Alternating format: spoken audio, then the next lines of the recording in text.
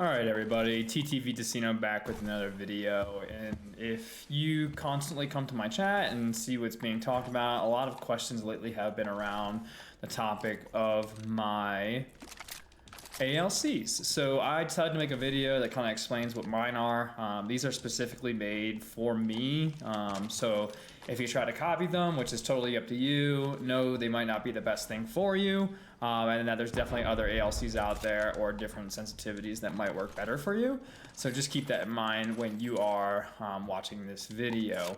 But like I said, this is a video about my sensitivities and controller settings. We'll also go over a few different things that you can find in the settings as well, but for most part we'll be talking about ALCs. But stick around, let me know what you think, and let me know what you think down in the comments, and if there's anything else you want to know about, please let me know.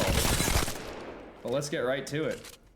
So if you're new to either first-person shooters or Apex Legends in general, you might have heard of maybe look sensitivities from other different games, whether it's a 4-4, 3-4, whatever you may be playing on. So if you come in, you go to your controller settings and you say, oh, I got 4-3 and those are my look sensitivities and my aim down sight sensitivities. Well, in Apex Legends, there's this thing called advanced look controls, and basically what it allows you to do is it allows you to take your settings and make them very specific to each layer of your controller, from things like dead zone to response curve to your yaw and pitch speeds to your ADS yaw and pitch speeds as well. These are all things you can fully customize, which if you're a new player you probably don't know much about, and it could be intimidating looking at all of these numbers, but it really does make you a better player. I'm an example of that. Before I switched to ALCs, I was not even half the player I was now, but I switched and it's made my life better over the last couple seasons of Apex Legends. So for me, these are my overall ALCs. So I have the dead zone at 10%, threshold at 1%, response curve at 7, and then your yaw and pitch speeds. I have yaw at 240 and pitch speed at 137. So for those of you that don't know what yaw and pitch are, yaw is how quickly you turn left and right, and pitch is how quickly you look vertically and up and down. So this comes in handy when it comes to like hip firing. So it's how fast you move, how fast you turn, how fast you look up and down. So if someone's patting on you, you can see it, or if you have people coming at you from left or right, it's how quick you turn. So that's really what you would see the pitch and the yaw speeds for. Now if we go back into our settings and we go to controller settings, go down to ALCs again, you're also going to see something called ADS yaw and pitch speeds. So I have 122 and 122. That's kind of not as unique, or I guess I should say it is very unique. Usually these numbers are different for other people's, but this is just what works for me. So what that does is your pitch and your yaw, or ADS, is how fast you move left or right while you're aiming down sights, and how fast you're looking up and down your sights as well. So when it comes to games and you're maybe tracking an opponent from far distances, it totally comes in handy to have a good sensitivity in your ALCs for when you're tracking people across the map. When I first started playing Apex Legends, I thought it was really important to have really high sensitivities, just so I could turn really fast and really just do some damage and take 2v3s or 1v3s and things like that. But what I found out was I had really big issues tracking opponents from far distances because my look sensitivity was too fast, so I couldn't drag across the screen with the movement of the opponent. So keep in mind, fast sensitivities don't always mean they're the best sensitivities. Yeah, it might look cool on your screen and doing some other types of movement things, but just having fast look sensitivities doesn't always mean it's the best for you. And there's some other things that I also want to talk to you guys about if you're new to Apex Legends. So one thing that also falls under the advanced look controls are these per optic settings. So you can actually go into your settings and customize how fast your ADS down sights with your optics are per optic. So if you have like a 1 times, a 2 times, 3 all the way up to 10, you can customize those speeds. I leave them pretty much default. The only one I really touched was the 6 times, and the reason being for that is I switched the 6 times for the Kraber. So if you are a person that loves the Kraber, I recommend, where is it? It's right here. I recommend speeding it up. So if we go back into our settings, advanced look controls per optics, and then I'm just gonna restore it to default so you can see where it was at. So it's at 1.6 is what I like. I'm gonna turn it on again. So everything's at 1.0. So I go up to 1.6 on the 10 and 1.6 on the 6. And then, so this is my speed with the Kraber now. Like you can see, it's pretty speedy. It's not like top of the line, but like it does the job. But if we go back in and we go to our settings, we go down to our advanced look controls per optics, and I'll show you what it looks like when it wasn't on 1.0. So I'll put it on 1.0, and now look how slow this is. This is super hard. If someone's like tracking across the map, it is super difficult to try to go with them with the Kraber. So I like the 1.6 settings. It just gives me the ability to track opponents a lot easier and get those big knocks in those important moments when you do have the Kraber. So I recommend looking into that for sure. Other things, if you're new to Apex Legends, that you can change. Obviously, when it comes to gameplay, things that I've done differently, I've turned auto sprint on. I just like that and I prefer that. So you can go into your settings instead of like having to hold down the sprint button the whole time and really kind of mess up your joysticks over time. I just have auto sprint on, so it's just easier on the controller. I don't have to keep buying new controllers because I get stick drift, things like that. Like I said, if you're new to Apex Legends, I'm also going to go over some different things outside of the ALCSs. And basically what we're going to talk about next is damage counters. So as you can see, I shoot an opponent and it starts stacking the damage.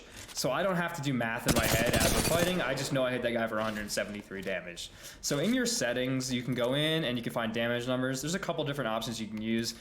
You can turn it off completely and it just doesn't give you any kind of indication of how much damage you're doing. I don't recommend that. Stacking is the one I recommend, which is the one you just saw. It adds up all the damage for you. Floating is interesting. I've seen some people use floating, but it gets in the way and it makes it really hard to see what's going on around the person or where to put your crosshairs. So this is what floating looks like. That just gets super annoying. Like I have no idea how much I just hit that person for, and I'm not trying to sit here and have half my screen blocked because numbers are floating into the sky. So I don't recommend using that one. Like I said, I would recommend you use stacking, and then you can do both. I've never seen anyone use this one. I don't know why you would want to use that, to be honest with you. But I just think stacking is the best way to go. It's clean, it's concise, you have an idea of how much damage you're doing, and you're not blocking half the screen, which makes it easy to give your team comms on, hey, that Bloodhound has, I hit him for 126 damage. So that's one thing that I like to point out to new players. Other things that you can also do, crosshair damage feedback. I play with it off, and I'll show you why. So the options are X is this one, so of course I have no ammo in my gun. So X kind of has that big X that, when you hit the opponent, it shows on your screen, and then when you break their shield, it turns red. And there you go. I don't like it. It just kind of makes it messy when I'm shooting an opponent. So I don't like to use that. And then you can also do shield icon with X. I'm gonna be honest with you, I don't even know what this one does. It kind of looks the same to me, but it's just one more thing I have to put my eyes on. So I like to have it on just none or off, just because it just makes it so much easier when I'm shooting someone to just focus on the crosshairs. So I like to keep it off, but like I said, that might not be your preference.